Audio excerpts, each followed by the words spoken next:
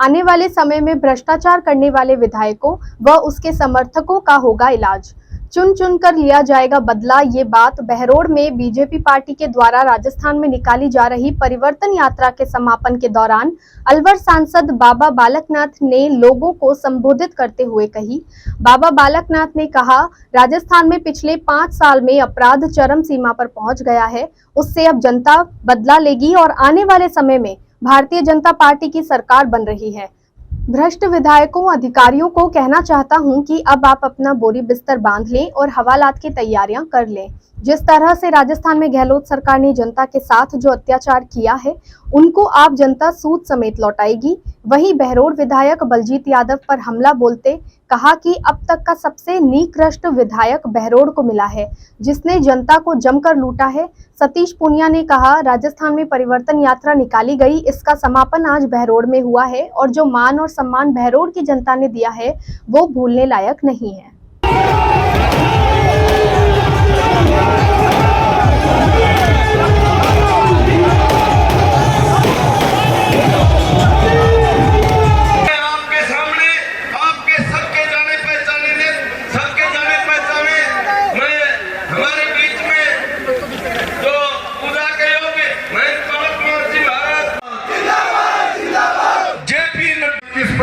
उनका कोई सरकार का मंत्री कह रहा था इस बार कांग्रेस की ऐसी दुर्गति होगी कि बोलेरो में बैठने लायक बचेंगे। और 13 की परिवर्तन यात्रा ने भारतीय जनता पार्टी को 163 का बहुमत दिया।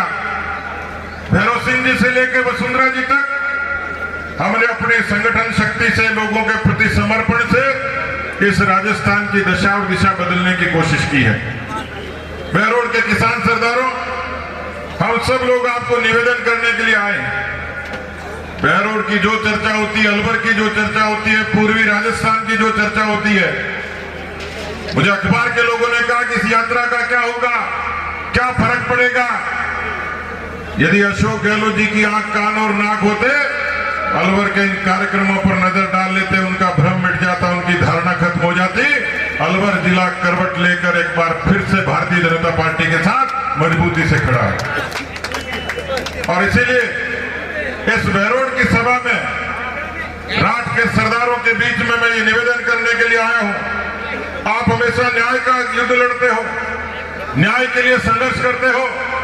याद करिए उस किसानों की कर्जा माफी का, जिसके कारण, ठगी के कारण अशोक गहलोत ने वोट लिए, लेकिन किसानों की 19,000 से ज्यादा जमीनें कुर्क हो गई।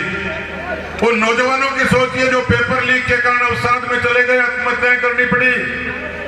भ्रष्टाचार की पराकाष्ठा है, बिजली मिलती नहीं, जिस तरीके से सड़कें बदहाल हैं, स्कूल में मास्टर नहीं, अस्पताल में डॉक्टर नहीं। राजस्थान में जिस तरीके से तुष्टीकरण का काम हुआ, रामनवमी पर प्रतिबंध लगाया, हिंदू नववर्ष पर 144 लगाई, और जो हिजाब के मामले में पीएफआई के लोग जुलूस निकालने की परमिशन मांगते थे, उन काका लोगों को अशोक गहलोत ने परमिशन दे दी।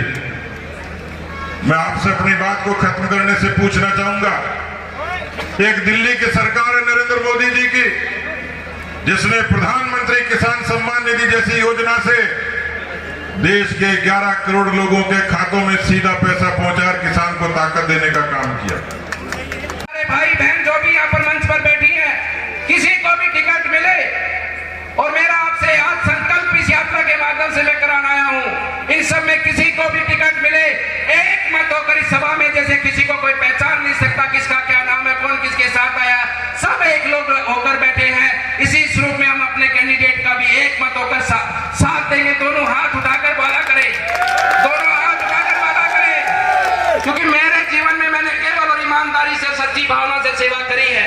अगर आप में थोड़ा सा भी खोट है तो मेरे सामने हाथ मत उठाना, मैं आपसे निवेदन करता हूं। इसलिए ईमानदारी से दोबारा से हाथ उठाओ कि हम भारतीय जनता पार्टी के कमल के फूल को मतदान करेंगे, और एक दूसरे के साथ हम भारतीय जनता पार्टी को राजस्थान के सिंह द्वार से विजय बनाकर राजस्थान विधानसभा के अंदर भेजेंगे। यही मैं कहने आप सबके बीच में आया हूं।